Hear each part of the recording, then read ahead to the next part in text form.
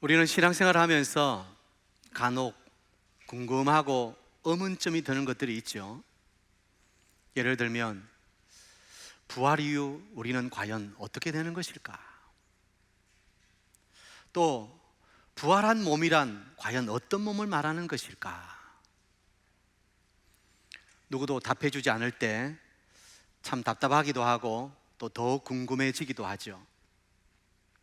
오늘 예배드리는 우리 성도들 가운데서도 혹시 이런 의문을 갖고 계신 분이 계시다면 오늘 말씀을 잘 들으시기 바랍니다. 하루는 사두개인이 예수님께 나와 한 질문을 던집니다. 이 사두개인이란 말은 구약의 사독 제사장 계열로 아주 제사장 가문의 좀 명문 가문의 사람들입니다. 당시의 유대의 정치와 경제에 가장 큰 영향력을 끼치고 있던 사람들이죠. 그런데 이 사두개인들은 구약의 모세 오경만 믿습니다. 다른 성경은 성경으로 인정하지 않아요. 모세 오경만을 딱 믿으니까 그들은 사후 세계를 또 부정합니다. 또 영적인 존재, 천사가 있다 이런 것도 없다는 거예요. 그리고 부활도 부정합니다. 그런데 이들이 나와서 사후 세계에 대해서 예수님께 질문하는 거예요. 이런 거죠. 어떤 가정에 7명의 아들 7형제가 있었는데 마지가 결혼을 했습니다. 그런데 그만 자식도 없이 이 마지가 죽고 말았어요. 그래서 율법에 따라서 둘째가 형수와 결혼해서 또 살아가는데 이 둘째 아들도 자식 없이 또 죽고 말았어요. 셋째도 그렇고 쭉 그렇게 해서 7명의 아들이 한 사람하고 결혼을 한 거예요. 계속 형수하고 결혼한 거죠. 그런데 다 자식 없이 7명의 아들이 다 죽었어요. 나중에는 이 형수도 이 여자도 죽었어요. 자, 그러면 부활 때에 과연 이 여자는 누구의 아내가 되느냐? 이제 이런 질문을 사두개인들이 예수님께 던진 거예요. 참 희한한 질문이죠. 부활이 없다고 하고서는 부활 후에는 어떻게 되겠습니까? 이런 질문을 던진 거예요. 이들이 던진 질문의 배경은 신명기 25장에 나오는 말씀입니다.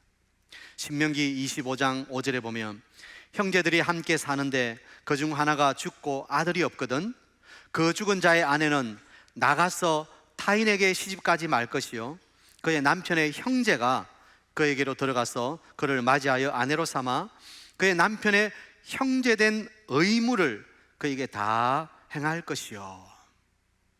쉽게 말씀드리면 형이 자식 없이 죽으면 동생이 형수와 결혼해서 그 형의 대를 이어야 된다는 거예요.